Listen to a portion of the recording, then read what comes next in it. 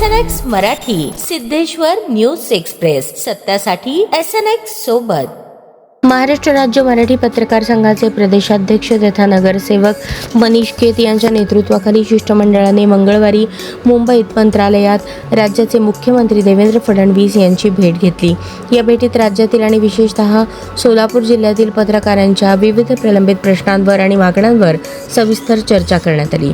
मुख्यमंत्र्यांनी या सर्व मागण्यांबाबत अत्यंत सकारात्मक भूमिका घेत शासन पत्रकारांच्या पाठीशी खंबीरपणे उभे असल्याचा विश्वास दिला.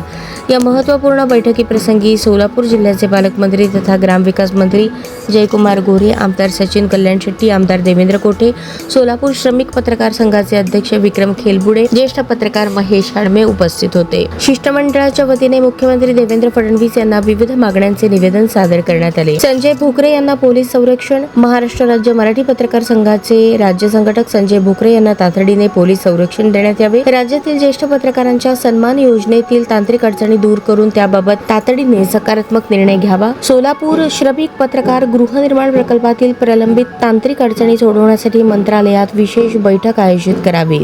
माध्यम क्षेत्रातील दीर्घकालीन व्यावसायिक अनुभव हा शैक्षणिक क्षेत्रातील प्राध्यापक पदासाठी पात्रता म्हणून निकष म्हणून ग्राह्य धरण्यात यावा. निवेदन स्वीकारल्यानंतर मुख्यमंत्री देवेंद्र फडणवीस यांनी शिष्टमंडळाशी सकारात्मक चर्चा केली.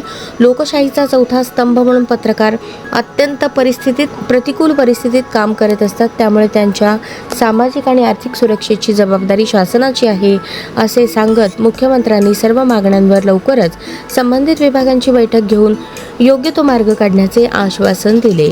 या भेटीमुळे सोलापूरसह राज्यातील पत्रकार वर्तुळातून समाधान व्यक्त होत असून प्रलंबित प्रश्न लवकरच मार्गी लागतील अशी आशा निर्माण झाली आहे.